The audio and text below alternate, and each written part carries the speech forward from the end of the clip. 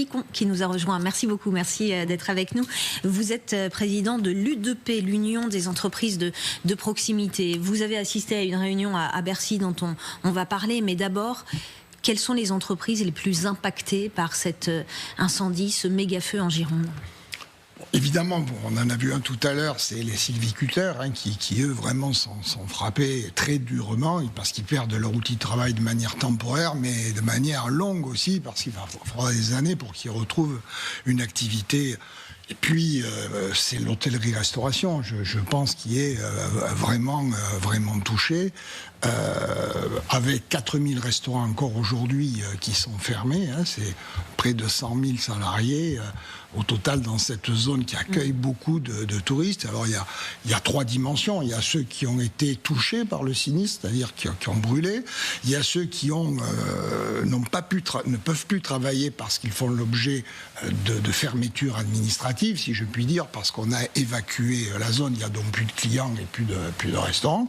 Et puis il y a tous ceux aussi qui sont autour et malheureusement qui sont dans une région dont les images n'encouragent pas nos concitoyens à se rendre en vacances, alors que eux, ils pourraient bosser, je pense, des commerces, des restaurants, des hôtels, des campings, dans des zones qui ne sont pas touchées par le sinistre. Y compris à Bordeaux, par exemple. Je me souviens de ce restaurateur qui disait j'ai 85% de réservations en moins, alors que le feu, évidemment, n'est pas allé jusqu'à Bordeaux. Tout à fait. Moi, si vous me donnez l'occasion de m'exprimer, d'abord la solidarité, le remerciement aux forces des pompiers, aux forces de l'ordre, à l'État d'une manière générale, il faut bien le reconnaître, qui est au rendez-vous de ces difficultés pour tout le monde, et je veux les remercier au nom des 3 500 000 petites entreprises que je représente, sont des TPE pour la plupart, des entreprises de moins de 10 salariés.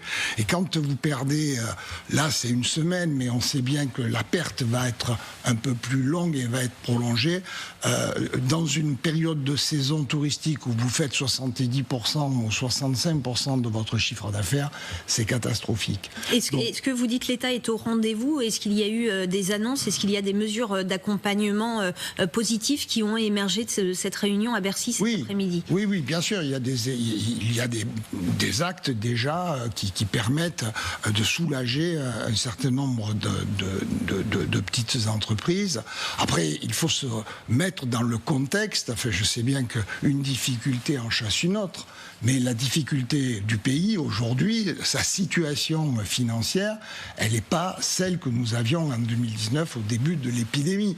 Et on comprend bien que l'État ne peut pas repartir dans un quoi qu'il en coûte, comme cela était le cas. Donc il faut faire de manière très ciblée, il faut sauver les entreprises qui sont en péril, il y en a, il faut que l'État aide ces entreprises-là, mais qu'on ne soit pas avec un jet à arroser un petit peu tout le monde sans discernement. Dans les actes premiers qui ont été pris, c'est d'abord de reporter les échéances sociales qui tombent sur les entreprises, cotisations sociales des salariés, les cotisations sociales qui sont prélevées par l'URSSAF. L'État tout de suite a pris une mesure pour donner à ceux qui le souhaitent, bien sûr, la possibilité de reporter et d'étaler ces échéances. Pareil pour les échéances fiscales.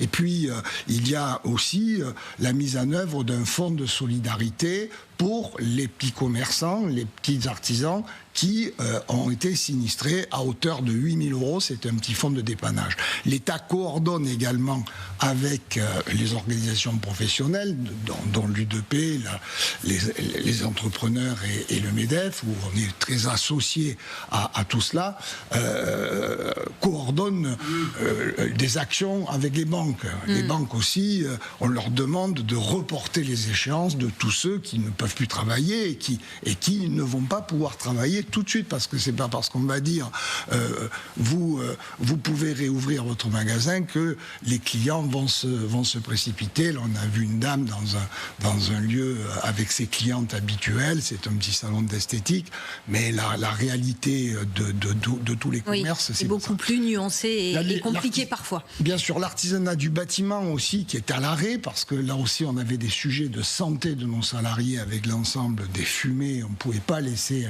dans des zones en extérieur des salariés. Voilà, c'est toute l'économie de 2 départements qui est affectée, et il faut qu'on ait, moi je me permets cet appel, il faut qu'il y ait une solidarité complète de tous les Français. Le mois d'août, il n'est pas terminé, il commence dans 48 heures, il faut qu'on aille là-bas. Partout où c'est possible, partout où on peut être accueilli, il faut qu'on aille. Alors il ne faut pas aller sur le lieu du sinistre pour gêner les forces de l'ordre et gêner le travail, mais partout dans la Gironde ou dans cette région de Nouvelle-Aquitaine, il faut que, plutôt que d'aller voir les plages espagnoles, les plages portugaises ou les plages marocaines, aller dans le Grand Ouest, aller en Gironde, aller en France, aller aussi soutenir, parce qu'il y a le Var aussi avec quelques établissements. Et le message est passé. La